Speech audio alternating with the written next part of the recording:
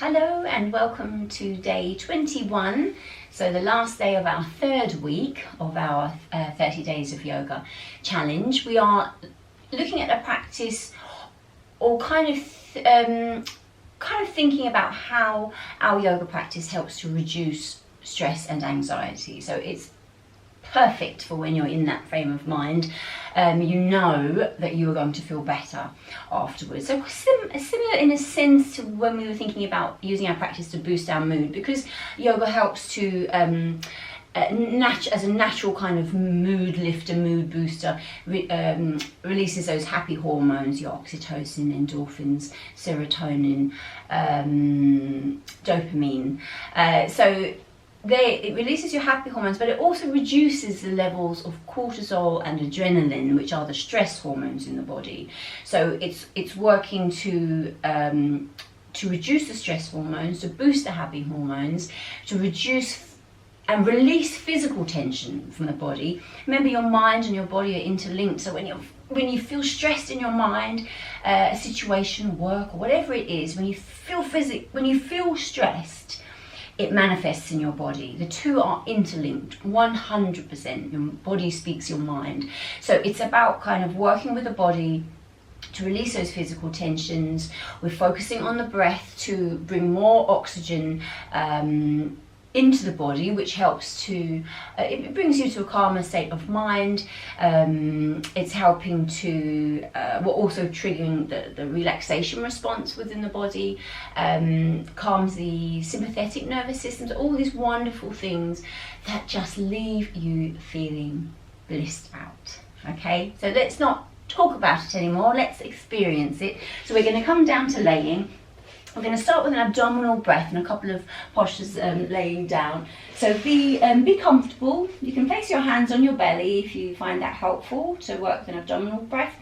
Take a couple of breaths, just breathing, kind of practice breathing into the belly, so the belly expands as you breathe in. And then as you exhale, it softens. You can have your arms by the sides if you prefer, but just see what feels good. Breathing in, expanding into the belly. Breathing out, softening the belly. And then we're going to breathe in for, say, a count of 3 or 2 or 3. And when you breathe out, I want you to double that. So it's either going to be breathing out for 4 or 6. Okay, so breathe in, let's say for 2, keep it simple, but you can do longer if you prefer. And then we're breathing out for double the inhalation. This is helping to trigger the relaxation response that little bit more. So breathing in for your count, breathing out for double that. Let's just do that one more time. Breathing in, expanding into the belly. Breathing out, softening, releasing. Okay, so that's just a quick look really at the breathing. But the breathing, even though we're doing shorter sequences and the breathing is we're just kind of introducing the breathing. It's a really important part of it, and if you've any practices that make you feel good, that you really connect with, know that you can do them in themselves. You know, just take 10 minutes, 5 minutes, 10 minutes to focus on the breath, and that is a kind of meditation because it's keeping your mind focused. Let's bring the knees in towards the chest. Have a little rock side to side. Okay, and then we're just going to come into a little bit of a twist. So we'll have the arms to the side, so you can, if there's room, have them outstretched. I'm a little bit close to the wall, so I'm just going to bend at the elbow.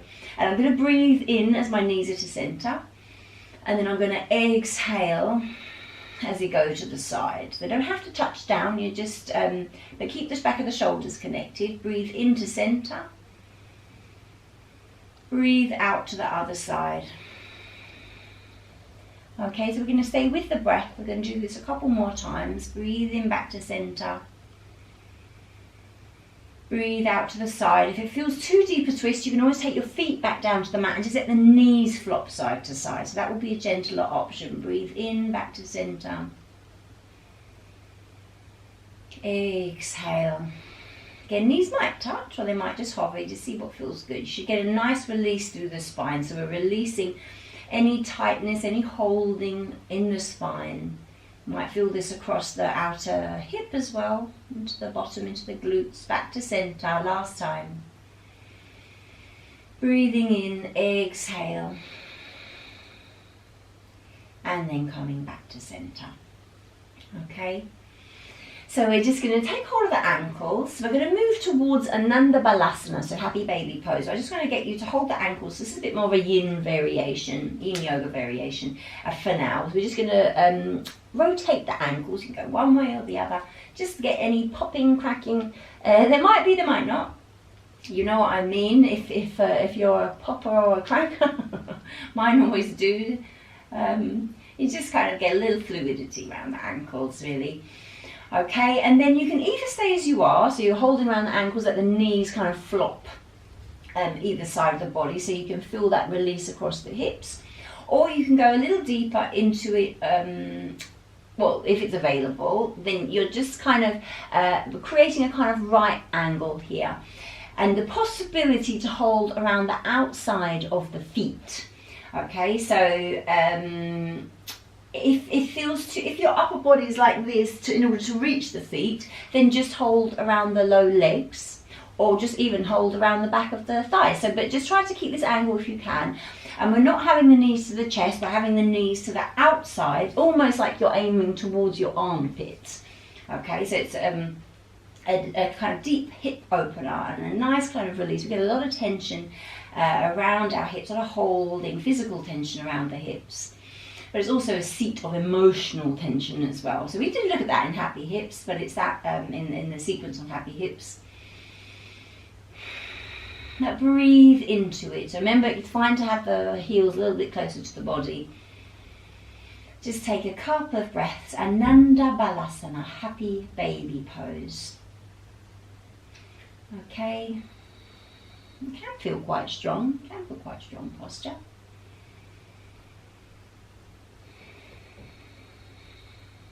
Okay, and then we'll just release the feet, bring the knees back to center, give the knees a little bit of a hug. We'll cross at the ankles, and then we'll just bring ourselves up to sitting up. Okay, so we're going to come to face front. I'm going to map back a little bit. We're going to come to Yamushi Pose. So let's have the legs outstretched, and we're going to bring one leg in towards, or one heel in towards the body, flesh from the sit bones, and then we're just going to breathe the arms up, so breathing up, reaching forward, so just let the hands rest. You might find you're up a little higher, just go with what's comfortable for your body, but obviously if you can go deeper, if you naturally can and it's comfortable to, hands might be to the floor, to the shin, or to the foot. So think about lengthening rather than kind of rounding. So it's head to knee pose, but really head towards knee is a better description. So it's not about this, because then you're all rounded, but keeping that long spine. Okay, we'll just take a couple of breaths here. Gaze towards the toes or just towards the leg. Just take a couple of breaths. Nice calming forward fold. So really good if you're just having one of those days, you've not woken up in a good mood. You don't have to be in a bad mood or stress to do the sequence. It's just that you know that you can, these are the benefits that come from your practice. And not just this practice, any yoga practice, any yoga that you're doing. It's all working to your benefit. Keep you nice and balanced and nice and calm, and just able to cope with whatever life throws at you. Okay, take a couple more breaths here. Beautiful hamstring release as well, spinal stretch. And then slowly coming up to sitting up. It's actually one of my favourite ones. I love the hip openers and the hamstring stretches. I just find that you really can feel that kind of physical holding ebbing away. Taking the other foot in towards the body, especially from the sit bones, just so you're a little bit more grounded. You feel a bit more grounded. And it also helps to tilt the pelvis a little bit, so you're not like this. Breathing the arms up, folding forwards. And again, don't worry how deep you are into the pose. wherever you are, you're feeling the benefits that your body needs to feel. So it's always that kind of start where you are scenario. Okay? When you become, or as your body opens and as you become more flexible, you have to go deeper to feel the same. So that's the only reason for going deeper into a pose. It's just to make sure that you're still getting the same benefits. Okay? And breathing. Your awareness come to the breath. Notice what's going on in the body. So that stretch through the spine, that deep hamstring release, that hip opening. Nice and calm, focusing on the breath. The yoga practice helps to keep your mind present as well. And this is a big part of keeping nice and calm and nice and relaxed. Okay, and then slowly coming up to sitting up. And we're going to bring that leg in and we'll just do a few cat-cows just to get the spine released. And connecting also with the breath. So you're breathing in, gazes forwards. Breathing out and tucking under, scooping up. Do that again 2 more times. Such a nice release for the low back. So whether you do it in the morning and you're opening up the body, or whether you're doing the practice in the evening and you're releasing the body, it's still the same benefit of just bringing everything back to kind of, or opening up, preventing the energy from kind of being stuck as it does get. Okay, let's the energy flow freely through the body, and that's what makes you feel good and at ease. Tucking the toes, lifting up, downward facing dog. Open up through the back of the legs. Let's just take a couple of breaths here. Those same adjustments, extending, extending through the heels, shoulders away from the ears. It feels so nice. There's that length through the neck. Drawing up through the bottom and the hips, that deeper lengthening, that deeper opening through the back of the legs. Wide fingers. Breathing.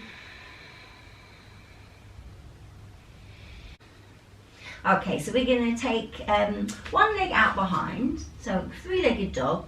We're going to swing that through between the hands, plant that back heel down. And actually, we're going to come up, but we're going to open into warrior 2, okay? Virabhadrasana 2. So you're facing front, hips, shoulders facing front. That front knee, front leg is turned out, knee tracking over the toes. Nice wide stance, okay? Your drishti is over your front hand, so let's take a couple of breaths here. Okay, then we're going to come into reverse warrior, Viparita Virabhadrasana. Turn the palm towards you, back hand, back leg, and just open yourself back. Let those shoulders relax. Feel that stretch through the side of the body. Okay, just feel a nice release here. And then we're going to move this into Trikonasana. So we're going to straighten the front leg. You're going to reach front hand, let the hand come down, maybe arm up, so you might keep it here if there's any shoulder issues, arm up or possibly over. So Trikonasana, if your feet feel a little bit wide, just kind of heel toe the back foot in a little. You can always use a block, rest the hand onto a block if you have one. Okay, good. And then we're going to move this through vinyasa, so you're going to come up a little. Turn over that front foot, hands either side of that front foot, stepping back to plank or modified with the knees down. Hug the elbows in, lowering down, come through into your Cobra Sphinx or upward facing dog. So you've always got that option to come up a little higher if it's comfortable, and again you're not losing the neck, so you keep that distance. Then we'll move back into downward facing dog. So tucking the toes, press back, downward facing dog. Let's just take a couple of breaths here. Again, that little lift, that pressing back. We do the same to the other side. So you can take the other leg out behind. You swing through between the hands. Plant that back heel down. Unfortunately, my back is now towards you. Your back might be away from me. But we're just going to repeat what we did on our first side. So your drishti, your gaze is over your front hand. You're breathing, take a couple of breaths and make sure the knee is not over the toes. You're not going all the way down. You're keeping the knee over the ankle. We'll move this into Viparita Virabhadrasana, reverse warrior. So front palm turns towards you, opening back, So a little kind of back, but then you feel this more in the side body. Okay, breathing. We're going to bring this into Trikonasana again. So you're straightening that front leg. You might need to heel toe in a little. Reach, reach, reach into your triangle pose. So remember the arm might be here, it might be up or over. So you're just extending it a little. Breathe. So keep that top shoulder nice and open. So we're not folding forwards, but keeping nice and open. One more breath.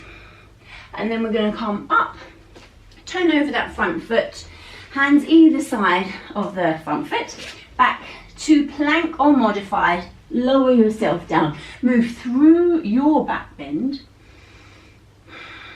and then we're going to press ourselves back to child's pose. So you can keep the arms extended or you can have the arms by the sides. Just take a couple of breaths here.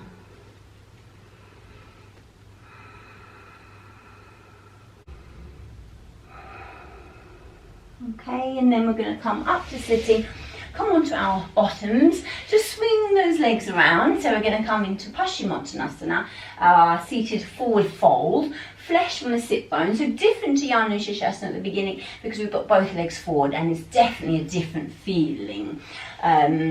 We're just going to, I'm going to give you two options, but we're going to breathe the arms up. We're going to fold forward, and if you want to work deeper into the hamstrings, you're going to keep the legs straight.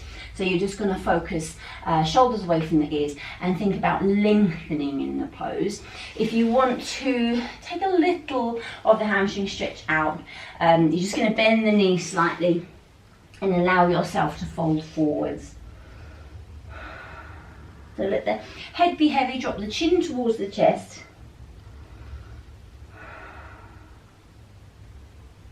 So nice calming forward fold, releasing any holding from the hamstrings and the spine. And we'll just take a couple more breaths here.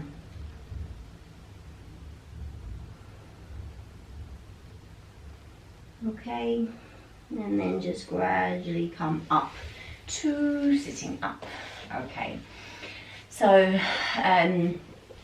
just a sequence to get you moving, to get you breathing, to release a little bit of holding from the body. So day 21, moving into our 4th week, isn't it then, tomorrow already? Yes, moving into our 4th week. So well done. That's 3 weeks completed already. Well done. It goes quickly.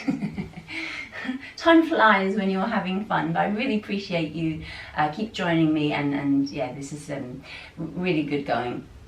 So have a wonderful day if you're practicing in the morning. Have a wonderful rest of the day. If you're practicing in the evening, have a beautiful sleep, and I look forward to seeing you again tomorrow. Namaste.